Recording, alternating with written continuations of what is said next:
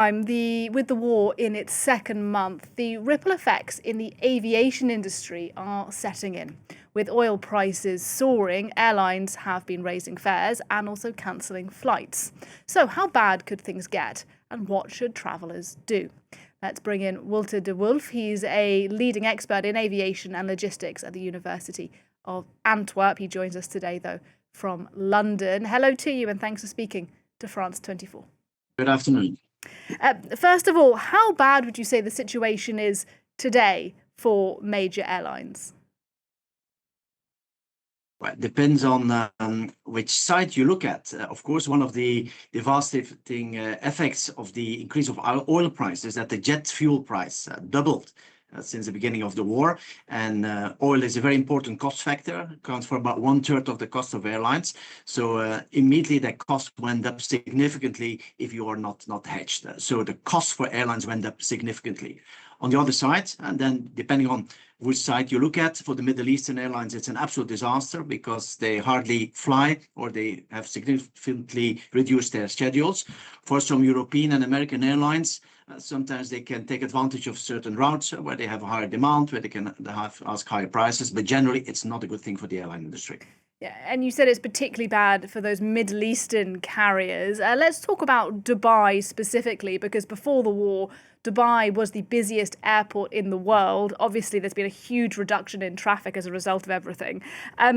Is there going to be now, or is there perhaps already, another hub elsewhere in the world that is becoming a sort of base for airlines that are transiting between Europe and Asia? Right, not for the moment, of course. The three large hubs, you have Doha, you have Abu Dhabi, and you have Dubai, as you said, the largest airport. They are for the moment reducing their flights between 50 and 90%. There's not yet a new airport really coming up. Of course, some airports are doing better. Istanbul, for instance, Turkish Airlines is really benefiting from the current situation, but also a number of Western airlines in Europe are also benefiting because now they can have some direct flights. They have increased the number of direct flights. Not so much in a way, but they have increased their prices. On the other side, of course, they lose a number of flights to the Middle East, which were also profitable at the time. But there's not a new hub. You don't just start it like that. Riyadh Air is a new airline which was about to be set up now, flying from Riyadh. But of course, for the moment, it's not a good moment to start. So normally they would start in September, October, but that's not sure if they will start up. So there's no clear winner on general speaking. We can say they're more losers than winners here. And even though there's been these sweeping flight cancellations coming out of those Gulf cities, that we have seen flights taking off from Dubai, from Abu Dhabi, from Kuwait, as well as from Beirut. I wonder, first of all, how dangerous is that for these individual flights, and how is it that airlines prioritize safety and are sure that those going up in the sky won't be hit by any kind of debris? That's a difficult question. What I do see is that European airlines don't fly to the Middle East. None of them, they're allowed, but they don't fly. Of course, for United Arab Emirates, the airline, and Etihad is absolutely important because it's the lifeline of their connectivity to the world. So the local civil aviation authority authorizes them to fly. I'm sure they monitor the situation, but of course I do have to expect that they know what they're doing. But of course there's a kind of risk assessment, and normally flying in war zones is not safe. An aircraft is not made for being hit by a drone or by a rocket. So if it's unsafe, I don't know, but it's definitely not safe in a way. But once again, the local civil aviation authorities do say it is safe. So you have to trust as a passenger that it is safe. And look, the news is moving very quickly. Just today, we've had Donald Trump within the last half an hour claiming that Iran is asking for a ceasefire. Yesterday, the US president was saying perhaps this war could wrap up in 2 or 3 weeks. If, it's a big if, but if that does happen, what does that mean for aviation?